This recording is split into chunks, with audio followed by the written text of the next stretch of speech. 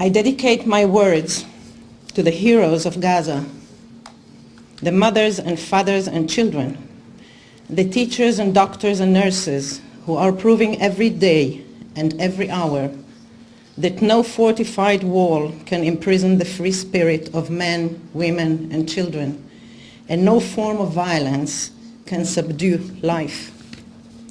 I was asked to speak as an Israeli. So as an Israeli, I live in the same country the Palestinians live in, only on the other side of the wall. My country is a very small country where death has absolute dominion, where death has had dominion for too long. And yet the world, the whole wide world, is impotent against it. In the Jewish democracy of Israel, all human values have been long wiped off by the blood of innocent babes. Racist discourse is legitimate, and racist education is the only one allowed.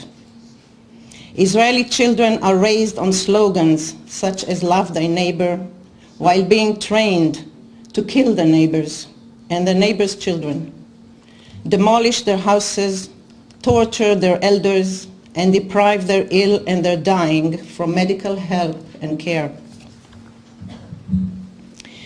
Jewish mothers raise their children with all the love and attention Jewish mothers have.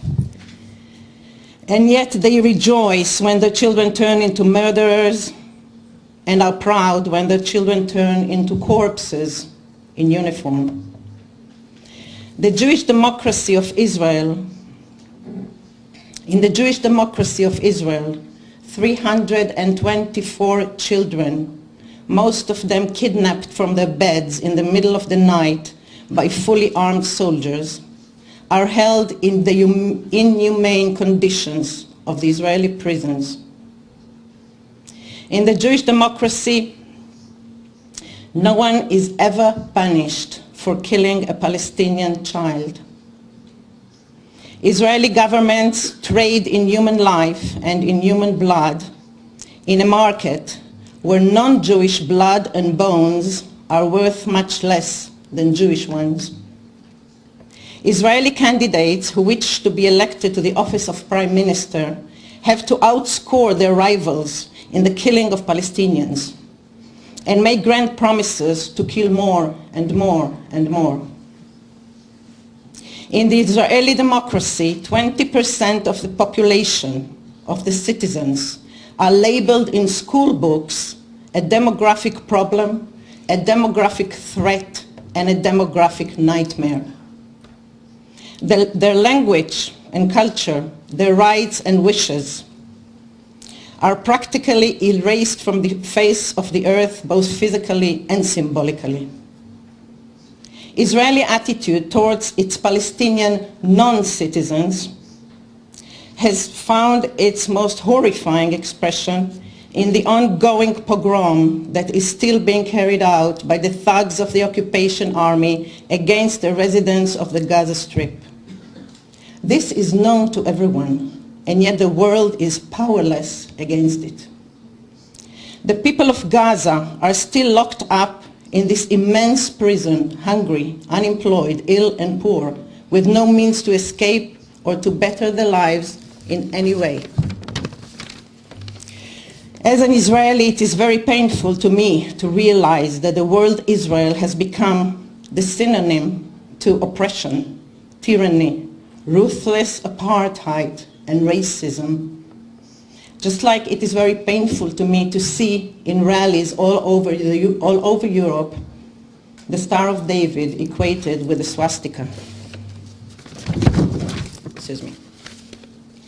I wish this tribunal will encourage people to arise and go to Gaza, the city of slaughter, or to any other city of oppression in Palestine, to see with their own eyes the ghettos in which these people are incarcerated, get married, have families, educate their children, and lead an impossible day-to-day life. I hope the free people of the world can have the courage to come to my country and defy all blockades and high walls and not give up until all barriers are broken and human dignity is restored. But the siege of Gaza is only one of many sieges imposed today in the world by democratic powers, as well as by non-democratic ones. All these sieges are meant for one purpose: to silence the voice of freedom and justice.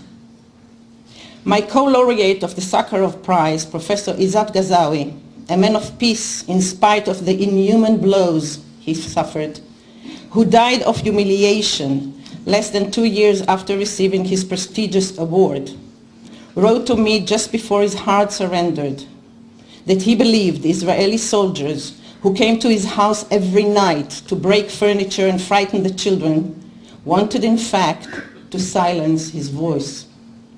I have vowed then, as I believe we should all vow today, to do everything within our power so that his and other such brave voices will not be silenced.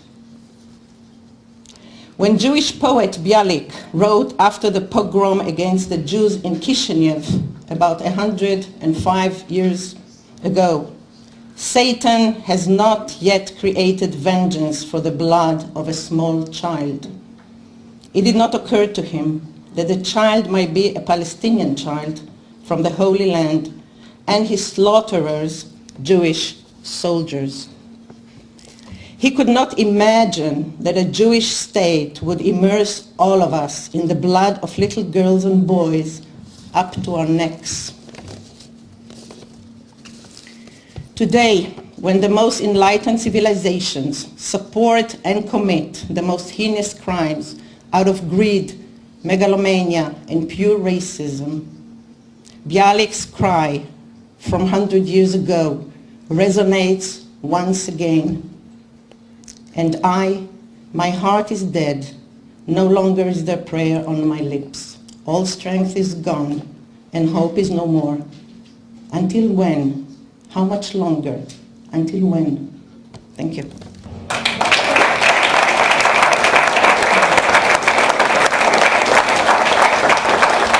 Every such action is beneficial.